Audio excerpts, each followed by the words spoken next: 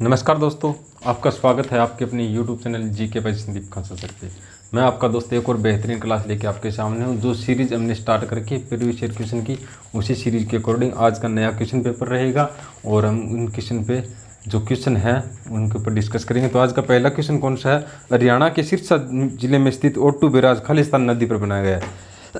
यानी जो ओट्टू बैराज है ना, ओट्टू बैराज कहाँ पे रहेगा?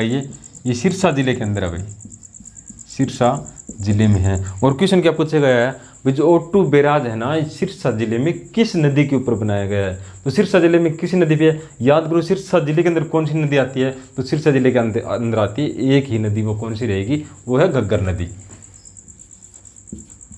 घग्गर नदी। अगर घग्गर नदी की बात करें ना, हिमाचल प्रदेश में डागसाई नामक स्थान से निकलती है। कौन सी नदी? घग्गर नदी, हिमाचल प्रदेश में डागसाई नामक स्थान से। और हरियाणा की बात करें तो हरियाणा में कहाँ प्रवेश करती है? तो सबसे पहले ये पंचकुला में प्रवेश करेगी, पंचकुला से फिर अंबाला में, अंबाला से ये कैथल में,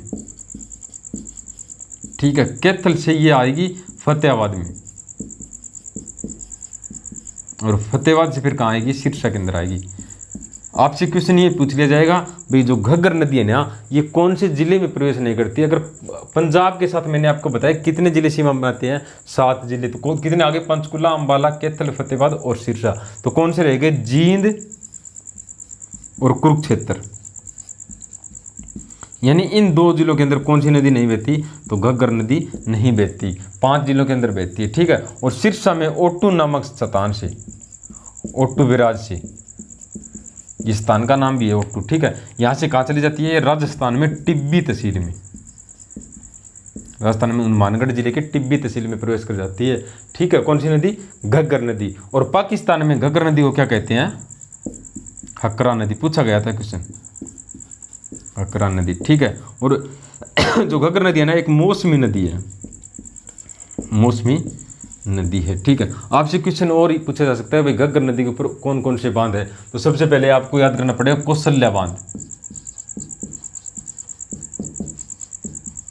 कौशल्या बांध कहाँ रहेगा? घग्गर नदी के ऊपर। दगराना बांध, दीवान वाला बांध, यानी ये सब कहाँ रहेंगे? और छमला बांध, तो ये सब बांध कहाँ रहेंगे? ये रहेंगे घग्गर नदी के ऊपर रहेंगे, ठीक है। आने वाले एग्जाम में पूछे जा सकते हैं भाई, घग्गर नदी के ऊपर कौन से बांध रहेंगे?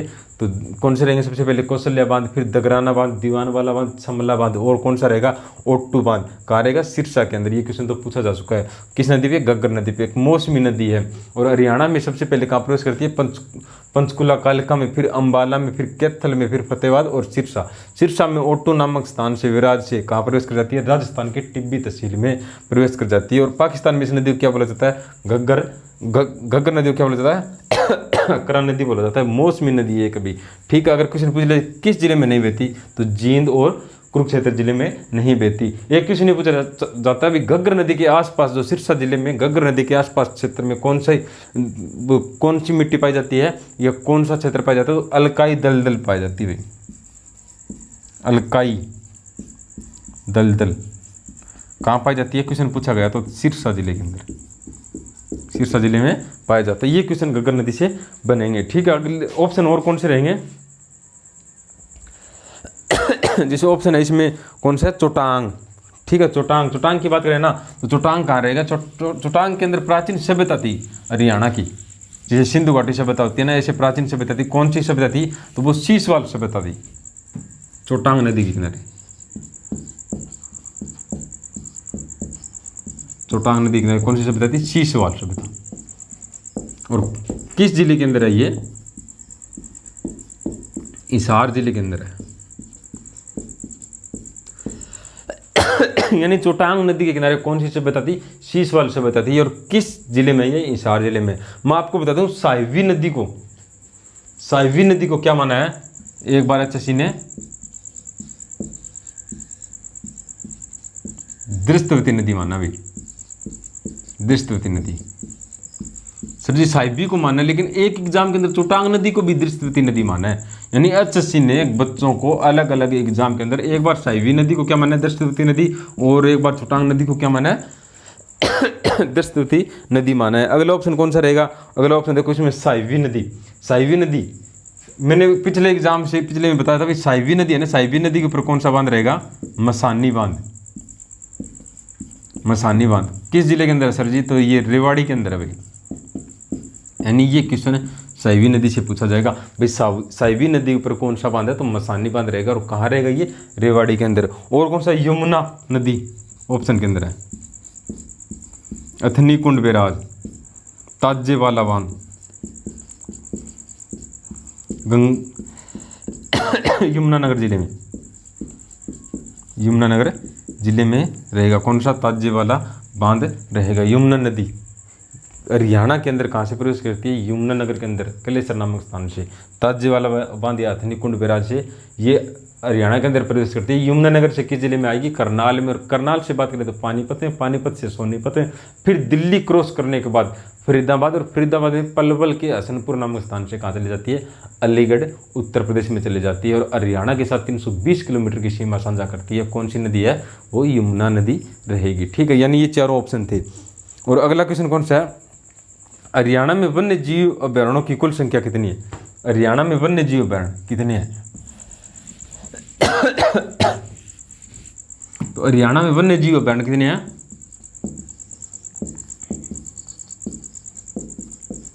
सर जी 8 रहेंगे, बिल्कुल सही 8 रहेंगे, वन्य जीव अभ्यारण्य 8 रहेंगे। पिछली क्लास के अंदर जिन बच्चों ने आंसर सही दिया, जो मैंने जो 2 क्वेश्चन पूछे थे उनके नाम भी लूँगा, और आज के लिए आपका और भी क्वेश्चन रहेगा। ठीक है, जो बच्चे कंटिन्यू पढ़ रहे हैं ना वो सही जवाब देते हैं। हाँ, कुछ बच्चों ने, मैं हमेशा कहता हूँ गलती करनी है वो अब कर लो, एग्ज़ाम के अंदर गलती नहीं होनी चाहिए, और कुछ बच्चों ने गलती की है, मैं वो आपको बताऊँ भी गलती आपने कैसे की है। ठीक है, यानी वन्य जीव बाण पूछे गए तो कितने रहेंगे हरियाणा के अंदर, 8। सबसे पहले बात करें पंचकुला, पंचकुला में कितने हैं, 2 है सर जी, वीर शिकारगढ़,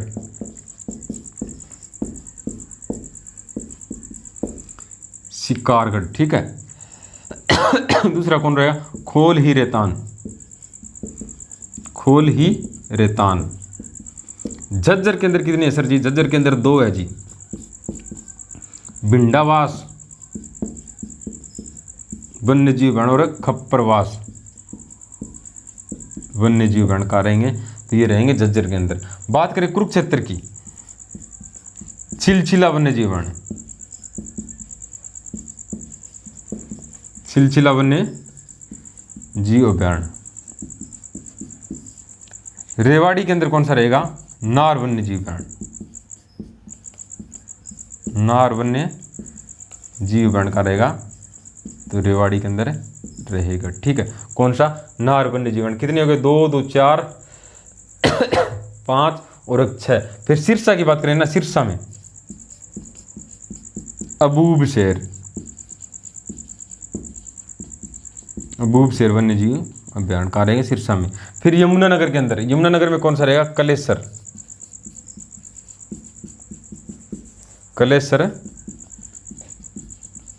वन्य जीव अभ्यारण्य, ये कहाँ रहेगा, यमुनानगर के अंदर रहेगा। अगर राष्ट्रीय पार्क आ जाए तो कितने हैं, 2 हरियाणा के अंदर 2 रहेंगे, सुल्तानपुर राष्ट्रीय उद्यान और कलेसर राष्ट्रीय उद्यान। ठीक है, और संरक्षित वन्य जीव संरक्षित के अंदर आ जाए तो वो कितने रहेंगे, 2 रहेंगे। एक रहेगा सरस्वती वन्य जीव संरक्षित के अंदर, कहाँ, कैथल या कुरुक्षेत्र की सीमा के ऊपर रहेगा। और दूसरा कौन सा रहेगा, जींद के अंदर वीरवारा वन्य जीव संरक्षित के अंदर। वीर शिकारगढ़ आ जाए वो कहाँ रहेगा, पंचकुला के अंदर। अगर वीरवारा वन्य जीव संरक्षण के अंदर आ जाए तो वो कहाँ रहेगा, वो रहेगा जो वीर शिकारगढ़ पंचकुला के अंदर, वीरवारा जींद के अंदर, रेवाड़ी के अंदर नार वन्य जीव अभ्यारण्य रहेगा। ठीक है, इस तरीके से हम याद करते रहेंगे। और देखो इसमें क्या है, अगला क्वेश्चन है, हरियाणा के सिरसा जिले में, ये तो हो गया। ठीक है, हरियाणा का कौन सा शहर बुनकरों के शहर के रूप में जाना जाता है, हरियाणा का कौन सा शहर बुनकरों के शहर के नाम से जाना जाता है, तो किसे कहते हैं बुनकरों का शहर हरियाणा में,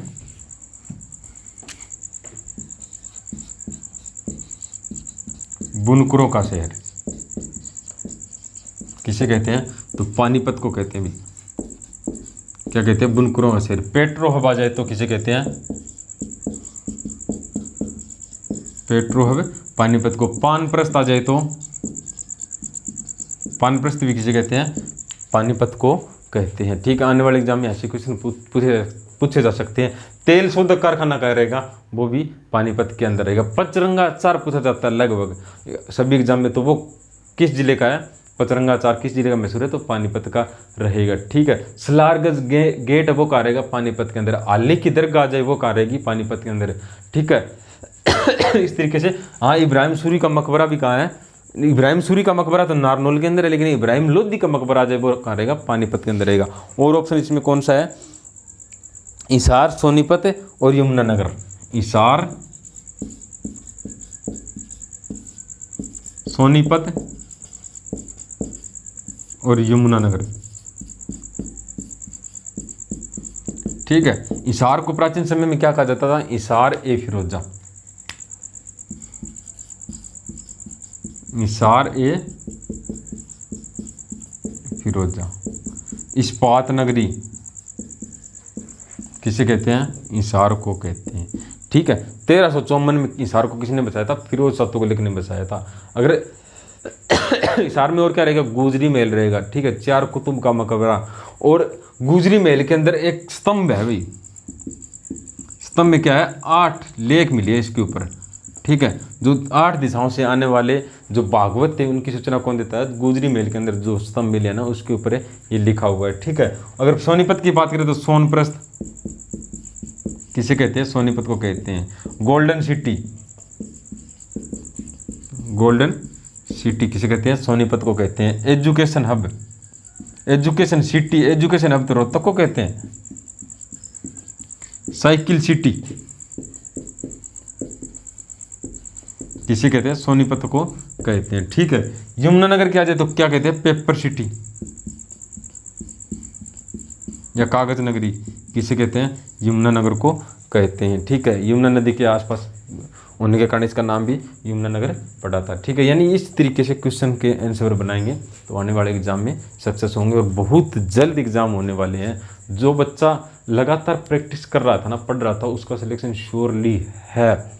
क्योंकि मैं आपको बताना चाहूँगा, विराट कोहली बचपन से ही जब 6 या 7 साल के तब से प्रैक्टिस कर रहे हैं, तो आज इतने ऊंचे मुकाम पर पहुंच चुके हैं। लगातार प्रैक्टिस करते रहो, पढ़ते रहो। आपको चाहे कितनी ही हरियाणा जी के हो, कितना ही मैथ हो, कितना ही रीजनिंग हो, और जितने प्रैक्टिस करें उतने ही आपके लिए बेनिफिट होगा। तो अगला क्वेश्चन कौन सा हमारा,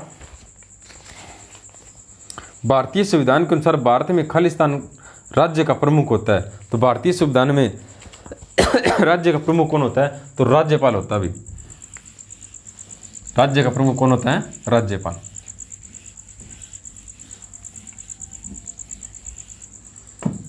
राज्य का प्रमुख कौन होता है, राज्यपाल। राज्य का प्रमुख राज्यपाल होता है। भारतीय संविधान के अनुसार भारत में खालिस्तान राज्य का प्रमुख होता है, तो कौन होता है, राज्यपाल। अगर बात करें अनुच्छेद, किस अनुच्छेद के अंदर इसका वर्णन है, तो अनुच्छेद 153 के अंदर क्या है, राज्यपाल के पद का वर्णन है। ठीक है, 154 की बात करें ना, तो 154 के अंदर क्या है, जो कार्यपालिका की शक्ति है ना, कार्यपालिका की शक्ति वो किस में निहित होती है, तो वो राज्यपाल के अंदर निहित होती है। एक राज्य का एक राज्यपाल हो सकता है, लेकिन एक से अधिक यानी 2 राज्यों का एक राज्यपाल हो सकता है। ठीक है, अगला क्वेश्चन कौन सा रहेगा, 1 नवंबर 1966 के गठन के समय हरियाणा में कितने जिले थे। यानी 1 नवंबर 1966 को जब हरियाणा का गठन हुआ उस समय कितने जिले थे हरियाणा के अंदर, तो उस समय 7 जिले थे। कब, 1 नवंबर 1966 को कितने जिले थे, 7 जिले थे। याद ना रहे तो कितने ट्रिक रहेगी हमारी, कहाँ रहेगी, घर जेके में, ये हमारी ट्रिक रहेगी। घर कहाँ पर, जम्मू कश्मीर में। तो जी से कौन सा आएगा, गुरुग्राम, गुरुग्राम। एच से कौन सा रहेगा, हिसार। ए से अंबाला, आर से रोहतक, जे से जींद और के से करनाल, और नीचे रह गया हमारा जे के साथ, यानी घर जेके में, तो लास्ट में कौन सा गया, महेंद्रगढ़। महेंद्रगढ़, यानी ये 7 जिले थे, कब थे, हरियाणा गठन के समय। आपसे पूछा जाएगा हरियाणा गठन के समय सबसे बड़ा जिला कौन सा था, तो सबसे बड़ा जिला कौन सा था, हिसार था। और वर्तमान में बात करें सबसे बड़ा जिला कौन सा है, तो सिरसा रहेगा। सबसे बड़ा जिला कौन सा रहेगा, सिरसा। और सबसे छोटा जिला कौन सा था हरियाणा गठन के समय, तो जींद था। अगर वर्तमान की बात करें तो कौन सा रहेगा, पंचकुला। सबसे छोटा जिला कौन सा रहेगा, पंचकुला रहेगा वर्तमान में। और हरियाणा गठन के समय सबसे छोटा जिला जींद और सबसे बड़ा जिला हिसार, हरियाणा गठन के समय। वर्तमान में कौन से, सबसे बड़ा जिला सिरसा और सबसे छोटा जिला पंचकुला रहेगा। ठीक है, अगला क्वेश्चन कौन सा रहेगा इसमें, उच्च न्यायालय के मुख्य न्यायाधीश की नियुक्ति कौन करता है। उच्च न्यायालय के मुख्य न्यायाधीश की नियुक्ति कौन करता है, हाई कोर्ट के, सुप्रीम कोर्ट का नहीं, हाई कोर्ट के, उच्च न्यायालय की।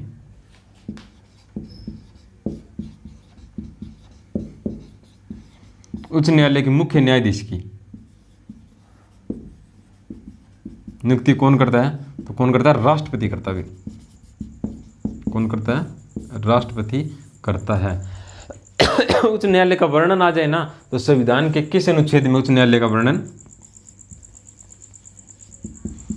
अनुच्छेद 214 के अंदर क्या है, इसका वर्णन रहेगा। ठीक है, यानी इसमें क्या लिखा हुआ है भाई, एक राज्य का एक उच्च न्यायालय हो सकता है, लेकिन इसी के अंदर बताता हूं मैं, अनुच्छेद 231 में क्या है, अनुच्छेद 231 में क्या है, दो या दो से अधिक राज्यों का एक उच्च न्यायालय हो सकता है, एक उच्च न्यायालय हो सकता है। तो 2 या 2 से अधिक उच्च न्यायालय, जैसे पंजाब और हरियाणा का क्या है, चंडीगढ़ के अंदर, इन 2 राज्यों और एक केंद्र शासित प्रदेश का क्या रहेगा, एक उच्च न्यायालय रहेगा। ठीक है, क्लास अच्छी लगी तो कमेंट करके बताया करो। और जिन बच्चों ने सही आंसर दिया मैं उनको नाम लेना चाहूँगा, सुजाता देवी, कविता जागड़ा, हरविंदर सैनी, मंजीत यादव, संदीप कुमार, अमीर बिश्नोई, दिनेश चौहान और पिंकी शर्मा। इन बच्चों ने सही आंसर दिया। हमारा पहला क्वेश्चन कौन सा था, पहला क्वेश्चन था उसमें आरबीआई के बारे में मैंने पूछा था। आरबीआई के वर्तमान गवर्नर कौन है, तो कौन रहेंगे, शशिकांत दास। ठीक है, आरबीआई के बारे में, reserve bank of India, reserve bank of India, भारतीय रिजर्व बैंक, इसके बारे में पूछा गया था। ठीक है, अगर इसका गठन आ जाए ना तो 1926 के हिल्टन यंग आयोग के अनुसार, 1926 में हिल्टन यंग आयोग के अनुसार इनकी सिफारिश पे 1 अप्रैल 1934 को किसका गठन किया गया था, तो आरबीआई का गठन किया गया था। 1 अप्रैल 1935, 34 नहीं, 1 अप्रैल 1935 को किसका गठन किया गया था, आरबीआई का गठन किया गया था। अगर राष्ट्रीयकरण आ जाए ना, वो कब किया गया था, तो वो 1 जनवरी 1949 को किया गया था। और जब ये आरबीआई बैंक बना था ना, तब मात्र 5 करोड़ की राशि से आरबीआई बैंक की शुरुआत हुई थी, 5 करोड़ से। क्योंकि इससे पहले जो बैंक थे ना, प्राइवेट बैंक, वो अपनी मनमानी कर रहे थे। तो हिल्टन आयोग के द्वारा 1 अप्रैल 1935 को 5 करोड़ की राशि से एक आरबीआई यानी रिजर्व बैंक ऑफ इंडिया नामक जो बैंक था वो शुरुआत की गई थी। और राष्ट्रीयकरण किया गया 1 नवंबर 1949 को किया गया था। और इसका मुख्यालय कहाँ था, पहले था इसका मुख्यालय कलकत्ता के अंदर, लेकिन बाद में कहाँ गया, मुंबई के अंदर शिफ्ट कर दिया गया। मुंबई में क्या रहेगा, मुख्यालय। अगर पहले गवर्नर आ जाए तो कौन थे, ओशो बर्नन स्मिथ। ओशो बर्नन स्मिथ क्या थे, पहले गवर्नर थे। अगर स्वतंत्रता के समय आ जाए तो कौन थे, सीडी मुखी, सीडी देशमुख, सीडी देशमुख स्वतंत्रता के समय थे। सबसे पहले कौन थे, ओशो बर्मन स्मिथ थे। और वर्तमान में कौन है, शशिकांत दास। वर्तमान में कौन रहेंगे, शशिकांत दास रहेंगे। एकमात्र ऐसे गवर्नर जो बाद में क्या बने थे, भारत के प्रधानमंत्री बने थे, कौन थे, मनमोहन सिंह। मनमोहन सिंह क्या थे, जो पहले आरबीआई के गवर्नर थे और बाद में क्या बने थे, भारत के प्रधानमंत्री बने थे। देखो विंड बना, देखो पहले जब 10 साल तक लगातार कौन रहे थे, मनमोहन सिंह प्रधानमंत्री रहे थे, कि अर्थशास्त्री, कितने पढ़े लिखे इंसान, ठीक है, और उनको हम बस एक बहकावे में आके उनको प्रधानमंत्री पद से हटा के किसको लेके आते हैं, एक चाय बेचने वाले को, एक अर्थशास्त्री, उसने कितनी पढ़ाई की है, डॉक्टर की उपाधि उसने ली, और उसके बाद में विडंबना देखो, यानी किसी के चक्रव्यूह में आके हम एक अच्छे प्रधानमंत्री को तो चुनते नहीं हैं, और किसको चुनते हैं, और उसकी दशा देखो अब भारत के अंदर कितने पिछड़ापन हो गया है, हरियाणा के अंदर कितनी बेरोजगारी हो गई है। एक मात्र केनिया देखो, सबसे गरीब देश साउथ अफ्रीका का, उसने भी 12 टन सामग्री भेजी है। मैं ये नहीं कहता उन्होंने हेल्प नहीं की, उन्होंने अपने अकॉर्डिंग हेल्प की है, लेकिन किस देश की है, वो भारत की है। उनका बहुत बहुत धन्यवाद देना चाहिए, क्योंकि कोरोना काल के अंदर कोई भी हेल्प करने वाला होता है ना, वो बहुत बड़ा इंसान होता है। और भारत देखो, एक ऐसे इंसान के हाथ में, जब वो कहते हैं ना छड़ा मलंग हो ना, उसको कोई रूम किराए पे नहीं देता, हमने तो अपना पूरा देश ही दे रखा है, तो उसको भुगतना तो पड़ेगा, ठीक है। और अगला हमारा क्वेश्चन कौन सा था, हरियाणा में नगर परिषद कितनी है, नगर पालिका परिषद कितनी है, ये क्वेश्चन था। और बच्चों ने गलत भी किया है, कमेंट भी किया है। मैंने नगर पालिका परिषद पूछी थी, जब ये एग्जाम हुआ था ना, उसमें कितने थे, 18 थे, लेकिन वर्तमान में कितने हैं, 21। बच्चों ने किसके आंसर दिया है, नगर निगम के। पहले कितने थे, 10, और वर्तमान में कितने हैं, 11। बच्चों ने ये आंसर दिया, आंसर क्या था हमारा, 18 सही था, वर्तमान में आ जाए 21। बस हमेशा ही कहता हूँ, जो क्वेश्चन आता है वो हम गलत करके आते हैं, बाद में बाहर निकलने के बाद कहते हैं सर जी हमारा ये क्वेश्चन तो सही हमें आता था और हमारा गलत हो गया, और सिलेक्शन कहाँ रुकता है, यहीं रुकता है। आपके सामने है, मैंने नगर पालिका परिषद पूछा था और आपने क्या बताया, नगर निगम बताया। बस थोड़ा सा कॉमन सेंस लगाओ, आपसे मैं कहता हूँ जो ज़्यादा दूर नहीं है, अगर आप पढ़ रहे हो तो। बच्चों ने कमेंट किसने दिया है, जो पढ़ रहा है ना, चाहे उसने गलत कमेंट किया है, लेकिन वो पढ़ रहा है। अगर ये क्वेश्चन आ जाए आपके एग्जाम में, भाई नगर पालिका परिषद कितनी है, अब आप कभी भी नहीं भूलोगे, कितनी रहेगी, 21, ठीक है। नगर निगम आ जाए कितने रहेंगे, 11 रहेंगे, ठीक है। यानी ये जो आपने गलती की है ना, यहाँ से बहुत कुछ सीख के गया, और यही 1 नंबर आपको सिलेक्शन दिलाएगा। अगला क्वेश्चन हमारा कौन सा रहेगा,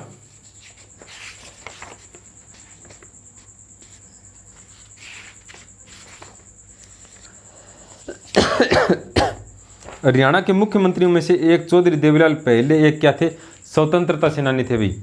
जो हरियाणा के मुख्यमंत्री थे ना, उसमें देवीलाल मुख्यमंत्री बनने से पहले, यानी देश आजाद होने से पहले क्या थे, एक स्वतंत्रता सेनानी थे। कौन थे, चौधरी देवीलाल। जन्म कहाँ होता, तेजाखेड़ा, सिरसा के अंदर, और मात्र 14 साल की उम्र में कहते हैं ये लाहौर की जेल में चले गए थे स्वतंत्रता के लिए, ठीक है। यानी एक सिरसा से कौन आते हैं, चौधरी देवीलाल, और इनके नाम से विश्वविद्यालय कहाँ रहेगा, चौधरी देवीलाल के नाम से विश्वविद्यालय तो सिरसा के अंदर रहेगा। लोग प्यार से इन्हें क्या बोलते थे, ताऊ बोलते थे, ताऊ, जननायक। किसानों के मसीहा आ जाए तो भी कौन रहेंगे, तो चौधरी देवीलाल रहेंगे। और पेंशन, बुढ़ापा पेंशन किसने शुरू की थी, तो वो ताऊ देवीलाल की देन है। बुढ़ापा पेंशन किसने शुरू की थी, देवीलाल ने ही शुरू की थी, ठीक है। और हरियाणा के एकमात्र ऐसे व्यक्ति जो भारत के 2 बार उप प्रधानमंत्री भी रह चुके थे, कौन थे, ताऊ देवीलाल या चौधरी देवीलाल रहेंगे, ठीक है। अगला क्वेश्चन कौन सा है, चौधरी चरण सिंह हरियाणा कृषि विश्वविद्यालय हरियाणा के किस जिले में, चौधरी चरण सिंह हरियाणा कृषि विश्वविद्यालय,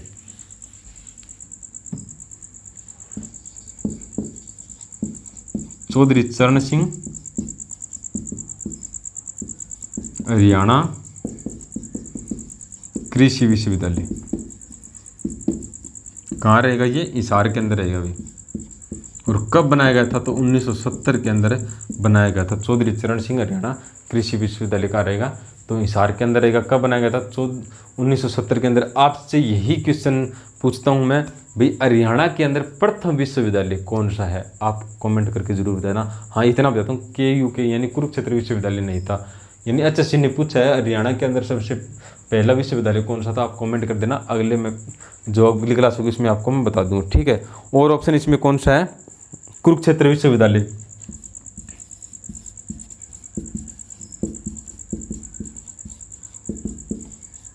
तो कब बनाया गया था? 1956 के अंदर। डॉक्टर राजेंद्र, उस समय कौन थे? राष्ट्रपति थे। डॉक्टर राजेंद्र प्रसाद द्वारा इसका उद्घाटन किया गया था। और सबसे पहले संस्कृत विश्वविद्यालय से शुरू किया गया था। कौन सा? तो कुरुक्षेत्र विश्वविद्यालय। और कौन सा है इसमें? फरीदाबाद ऑप्शन है।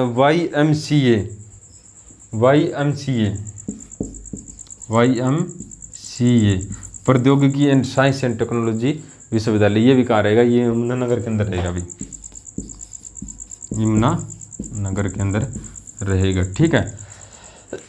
दोस्तों आज थोड़ी तबीयत डाउन थी, तो पीछे भी मैं 2 दिन से क्लास नहीं डाल पाया तबीयत के कारण। तो क्लास अच्छी लगे तो आपको कमेंट करना। बाकी जो इस पेपर के क्वेश्चन है वो मैं अगली क्लास में कराऊंगा, उसमें साथ में इंक्लूड कर दूंगा इंडिया जीके के जो क्वेश्चन पूछे गए थे ना हिस्ट्री के अंदर से, या कुछ और नए क्वेश्चन थे, वो मैं अगली क्लास में आपको ऐड करके करा दूंगा। ये सब पूरा सोल्यूशन करवा दूंगा, ठीक है। क्लास अच्छी लगे तो कमेंट करके बताना, लगातार पढ़ते रहना। और नेगेटिव किसी के बारे में मत सोचो, हमेशा पॉजिटिव सोचो। पॉजिटिव सोचोगे तो आपके अंदर पॉजिटिव पावर रहेगी। अगर नेगेटिव सोचोगे किसी इंसान के बारे में तो उस इंसान को नहीं पता लगेगा, लेकिन आपको वो नेगेटिव थिंकिंग है ना, वो आपको जहर की तरह काम करेगी। तो किसी के बारे में कभी भी बुरा मत सोचो, हमेशा खुशियों के बारे में सोचो। भाई सभी को खुशी मिले, भगवान सबको खुश रखे। तो उम्मीद करूँगा क्लास अच्छी लगी होगी। कमेंट करके ज़रूर बताना। जय हिंद, जय भारत।